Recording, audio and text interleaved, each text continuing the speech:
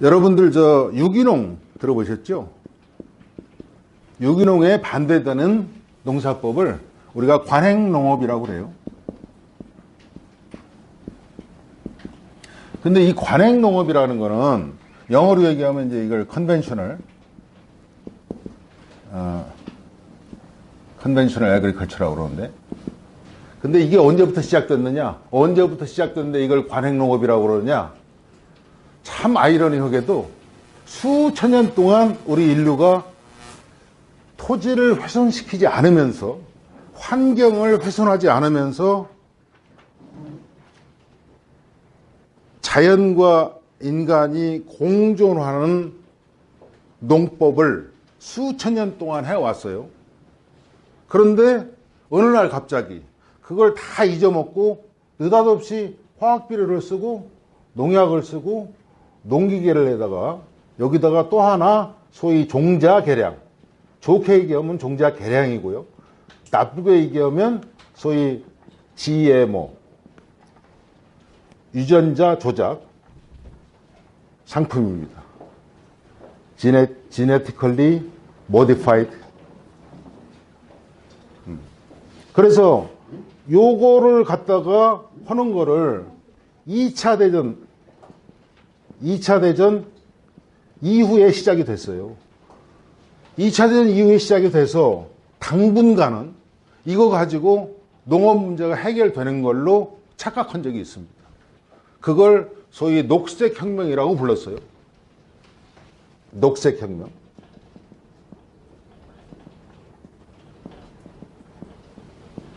그린 레볼루션.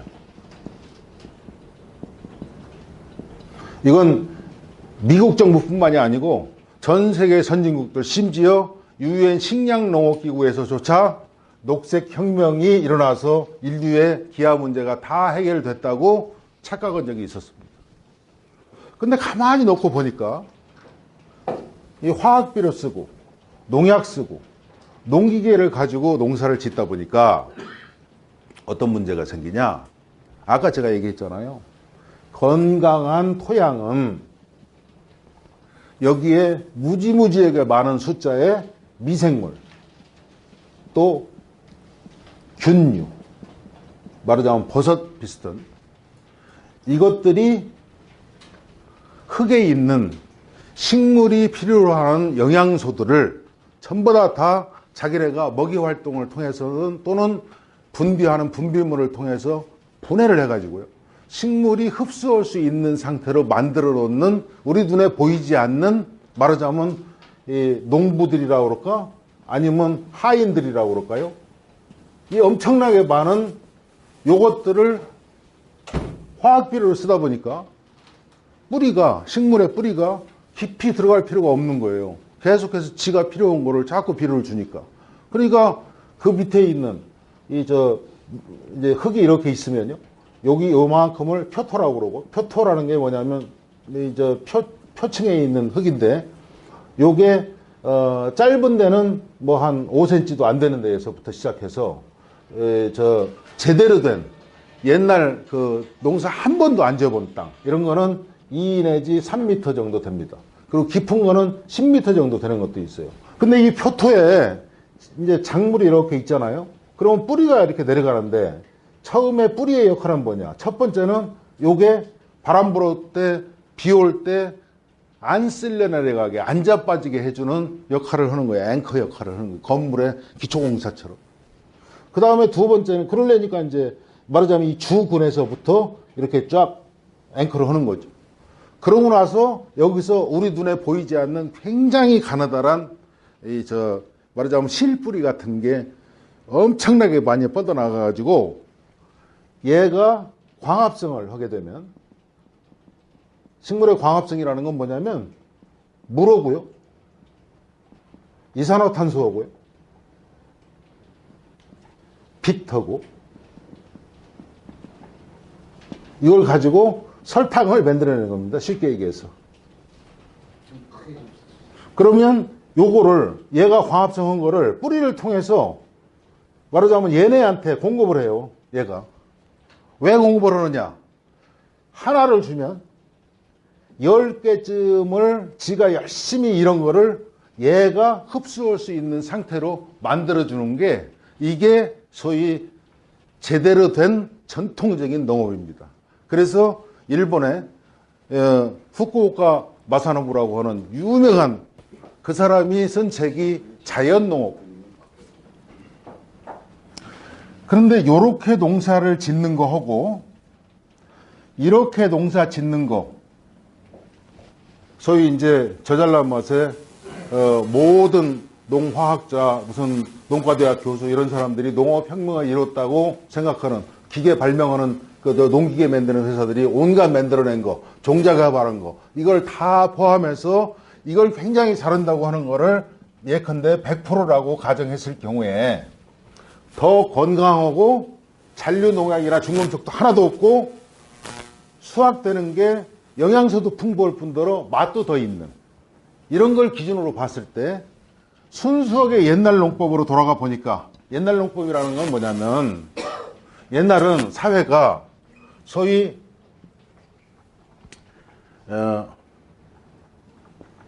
클로우스드 소사이어티잖아요. 무슨 얘기냐면 시골에서 자기가 태어나면 과거 급제하고 뭐 이런 사람들 한 고을에 한두 명 정도나 그 고을을 떠나서 외부에 사는 거지 그냥 아닌 말로 제가 고향이 서천이면 서천댁은 그냥 평생 서천에서 사는 거예요. 한 번도 자기 굴레를 벗어난 적이 없는 거예요. 그게 영양소의 순환으로 보면 제일 먼저 1차 생산자 이걸 우리가 풀이에요. 풀 말하자면 식물 1차 생산자라는 건 뭐냐면 물하고 이산화탄소만 있으면 햇빛의 작용으로 그 다음 동물들이 먹고 살 수 있는 모든 영양소를 만들어내는 스스로 만들어내는 그게 1차 생산자입니다. 그 다음에 2차 생산자는 뭐냐 크게 써주세요. 이게 이제 동물이에요. 동물 아니 얘기할 건 많고 이게 좁아가지고 동물 중에서도 말하자면 사이즈가 적은 초식동물 그러면 이제 초식동물을 육식동물이 집어먹잖아요. 육식동물은 사람도 그렇고 사람은 여기 중간쯤 됩니다. 사람은 그러니까 요것들은 자기가 필요로 한 영양소를 스스로 만들어낼 수 있는 게 아무것도 없는 거예요. 자기가 필요로 하는 영양소를 만들어낸 놈을 직접 먹든지 요거 더하기 요거를 같이 먹든지 요거 더하기 요거를 같이 먹든지 그러지 않으면 살 수 없는 이게 이제 말하자면 우리 같은 이 종자라고 그럴까 뭐 우리 같은 사람 우리 같은 그 부류들의 운명인 거죠. 그래서 요거가 처음에 흙에 있는 흙 속에 있는 온갖 영양소 있잖아요. 영양소가 식물이 흡수할 수 있는 상태. 흡수할 수 있는 상태라는 거는 말하자면 이온화돼서 전하를 띠는 이걸 대전이라고 그러죠. 대전이 되지 않으면 식물이 흡수를 못합니다. 그러니까 우리가 소금 다 알죠. NaCl 이게 Na 플러스 Cl 마이너스 상태가 되어 있지 않으면 이렇게 분해가 되지 않으면 식물이 요거를 통으로 먹을 수가 없어요. 흡수가 안 되니까 영양소로 작용을 못 하는 거죠. 그러니까 요거는 이 말하자면 영양소의 원천이 화학비료가 됐든 퇴비가 됐든 궁극적으로 가서 하는 역할은 똑같습니다. 근데 왜 우리 맨날 유기농 퇴비 써야 된다고 그러고 화학비료 쓰면 안 된다고 그러냐? 아까 제가 말씀드렸듯이 화학비료를 쓰게 되면 필요한 걸 여기다가 다 물에 쉽게 녹을 수 있는 비료 형태로 여기다 다 주는 거예요. 그리고 물 주고. 그러니까 필요한 영양소가 다 여기 있어. 이 식물이 깊이 들어갈 필요가 전혀 없는 거예요. 그러니까 이 밑에 흙이 죽는 겁니다. 죽어요. 그러니까 처음에는 끝까지 다 먹을 수 있는 식량 창고가 말하자면 사일로 같은 게 있으면 식량 창고의 깊이가 10m 됐던 것이 계속 화학비료 쓰고 이렇게 하고 나니까 불과 몇 년 지났는데 1m도 안 되더라. 거기다가 설상가상으로 얘네까지 여기서 활동하는 요 소위 미생물 균류, 이 말하자면 우리 농사 짓는 사람의 영원한 똘마니들을 농약이 가서 다 죽여버리는 거예요. 농약이. 잡초만 죽이는 게 아니고 해충만 죽이는 게 아니고. 그러고 나니까 더더군다나 농기계가 이게 큰 땅에다가 트랙터 같은 거 막 이걸 무거운 걸 가지고 이렇게 왔다 갔다 돌아다니니까 흙이 다져지잖아요. 흙이 다져지면 흙 속에 산소가 들어갈 수가 없어서 산소가 없으면 모든 생명이 살아남을 수가 없는 거죠. 그러다 보니까 흙이 다 죽은 거예요. 그래서 대한민국의 농사 짓는 토양의 거의 대부분은 이미 죽었다. 오염되고 이런 건 둘째 문제고요. 중국은 지금 현재 어떠냐? 식수, 우리 날라오는 미세먼지는 뭐 말할 것도 없고요.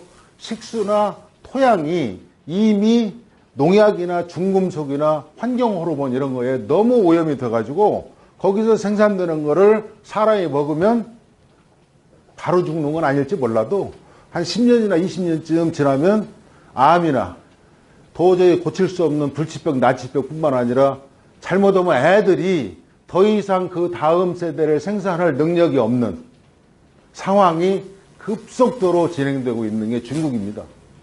그래서 우리는 요걸 우리가 잘 활용해서 제대로 된 농사를 잘 지어가지고 정말로 좋은 물건을 만들어서 팔 수 있게 되면 중국이라는 나라는요, 말하자면 저 황해라는 게 여기 저 한강보다 조금 넓은 거 아닙니까? 너무 가까운 나라에 너무나도 많은 사람들이, 너무나도 잘 살게 된 사람들이, 더더군다나 지가 직접 농사진 거 이외에는 다른 사람이 농사진 거를 절대로 믿지 못하는 사람들이 너무 많이 있단 말이죠.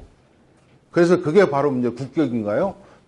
이 나라 프리미엄인가요? 우리가 잘만 하면 중국에다가 얼마든지 팔아먹을 수 있다. 참고로 말씀드려서 지금 현재 우리나라에 외환 보유고가 대략 한 4천억 불 정도 된다고 그러잖아요.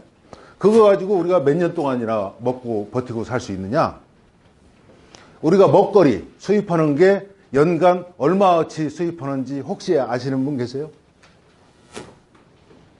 순수하게 우리가 먹거리, 예컨대 뭐 밀 우리나라에서 거의 생산 안 되니까 밀 굉장히 많이 수입하죠. 우리가 자족하는 거는 몇 개 안 돼요. 콩 같은 거 거의 대부분 수입하죠. 채소 종류 조금 이제 자급자족하는 거고요. 우리가 전체적으로 식량 자급률이 26%밖에 안 됩니다. 나머지 74%를 우리가 다 수입해다 먹는데, 우리 통계에 안 잡히는 게 있어요. 우리 수입 농수산물 중에 통계에 안 잡히는 게 뭐냐? 사료는 빠져 있습니다. 근데 사료 우리가 뭐로 사오죠? 우리가 먹을 닭이나 돼지나 소 키우려고 사오는 게 사료잖아요. 사료까지를 다 포함하면 우리가 연간 수입하는, 먹거리 때문에 수입하는 돈이 100조 원, 무려 매년 1000억 불어치를 수입을 해야 먹고 사는 운명입니다. 그러니까 우리 외환 보유고 무지하게 많이 갖고 있는 것 같지만 불과 4년도 채 안 되게 먹고 살 거 지금 싸놓고 있는 거예요. 만약에 전쟁 났다, 쌀을 누가 실어다 줍니까? 쌀값 100배 달라고 그런들 안 사다 먹을 수 있어요? 없으면 굶어 죽는데. 그러니까 식량 안보 차원에서도 그렇고요. 우리가 그 정도면 중국 사람들한테 저 엄청난 시장에 우리가 제대로 된 물건을 제대로 만들어서 제대로 홍보만 되면 우리의 시장은 어마어마하다. 그게 여기에 제대로 된 거를 잘 만들어서 우리가 잘 농사를 지으면 무슨 얘기냐? 우리가 무슨 일을 하든지 간에, 농사뿐이 아니에요. 우리가 무슨 일을 하든지 간에 이러는 게 너무 고되면 일 못 하잖아요. 그러니까 적당한 워크로드를 가지고 예컨대 하루에 5시간이면 5시간, 뭐 일주일에 5일이면 5일 이렇게 일하고, 그리고 적당히 또 쉬는 시간도 있어야 되고요. 시골에서 제 경험으로 보면 우리 국민학교 동창들 중에 아니면 중학교 동창들 중에 저하고 비슷하거나 저보다 낫다고 생각하는 사람 중에 시골에 나와서 농사 짓는 사람 하나도 없을 겁니다. 각자 생각해 보시면.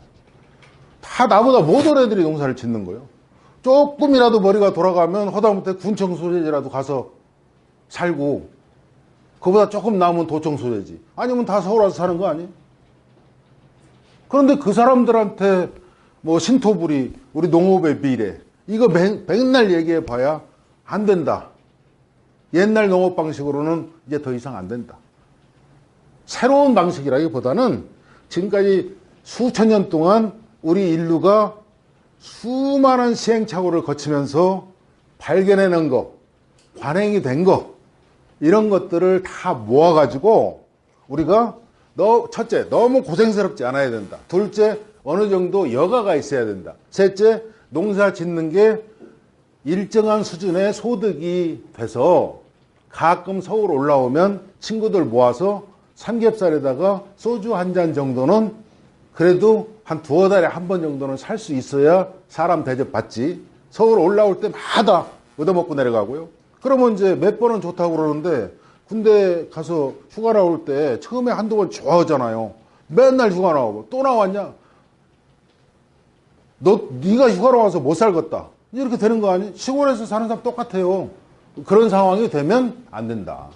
더더군다나 우리나라가 참 아까 베이비 부모 얘기하면서 이거 큰일 났다.